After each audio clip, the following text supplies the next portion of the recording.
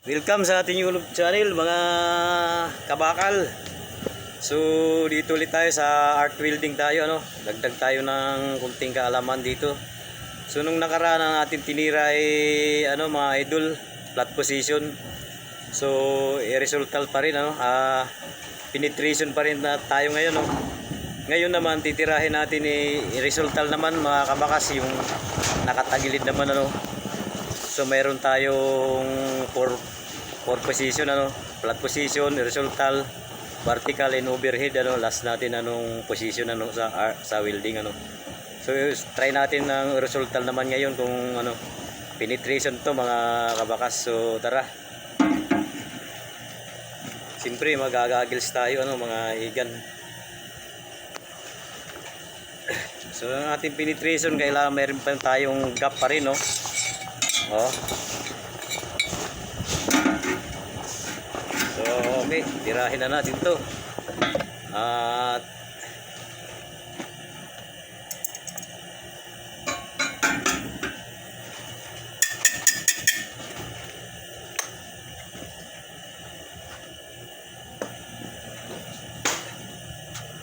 kailangan mga kabakal na patay pala yung ating welding machine,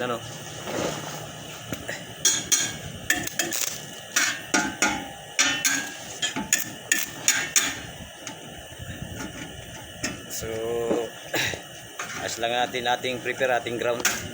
Ayan, mayroon na mga kabakal.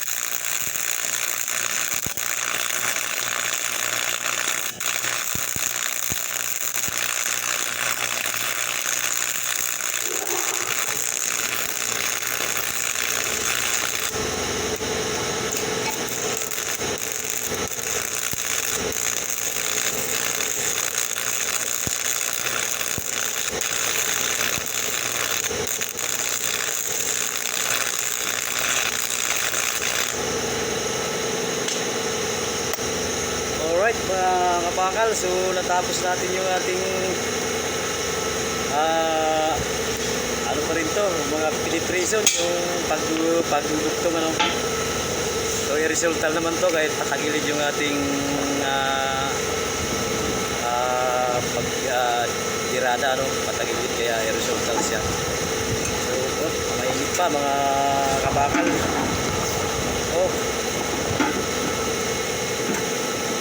So sa isang welding rod nakaano rin tayo, nasa mga 6 inches din siguro to mga kaibigan, mga kabakal. 6 inches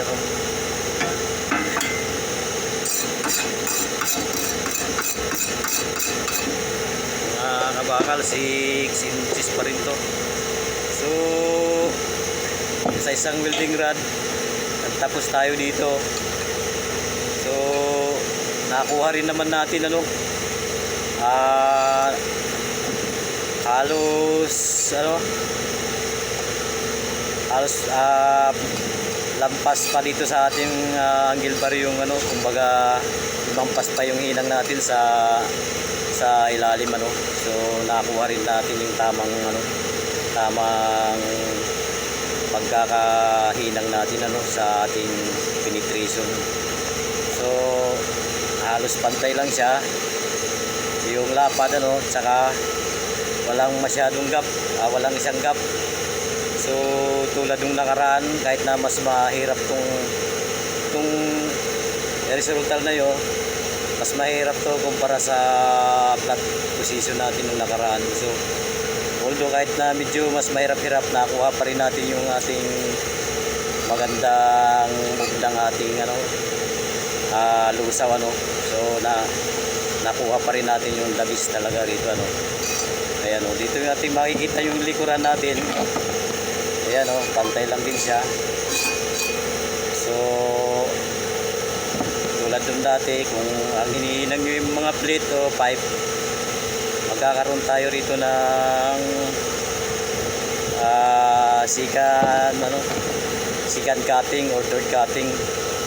Kumbaga second pass o third pass magkakaroon tayo. Ito ay first pass lang to mga ka-idol, makapal first pass yung ating resultal.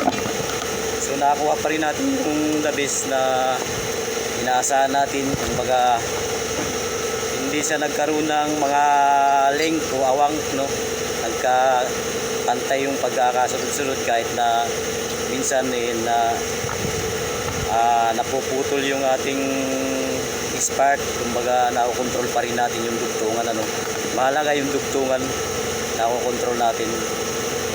Kumbaga parang na yung lusaw natin diretso, kumbaga naging naiayon na natin na maayos, na i-move natin na maayos yung lusaw ng ating welding rod So ayan mga kabakal para to sa mga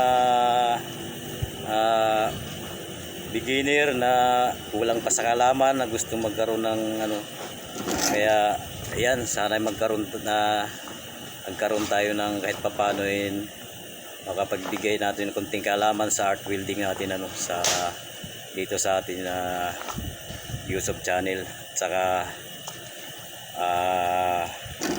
yung mga kababayan natin o mga bagito natin, beginners, magkaroon sila ng kahit papaano dagdag na kaalaman sa art welding natin sa ismaw So ayan lang mga kabakal, sa susunod gagawin naman natin vertical naman hanggang sa overhead tayo sa ating penetration pa rin to, penetration sa pagbuntong. So abangan nyo lang yung ating pangalawang video na to. Kakaroon pa tayo ng video ulit sa pag-aaral sa ating art welding sa susunod. So ngayon medyo wala kaming plate dito na makakapal, kaya dito lang muna tayo sa angle bar mag training sa angle bar. So ayan lang, God bless sa inyo. At pag-subscribe na lang natin yung ating YouTube channel, at pag-follow na rin ang ating sa Facebook natin. Mayroon tayo sa Facebook na mag-share rin tayo ng video para sa ating Facebook So thank you, more power, at salamat sa panunod ninyo sa ating mga video at pag-aaral sa ating art welding. Bye bye.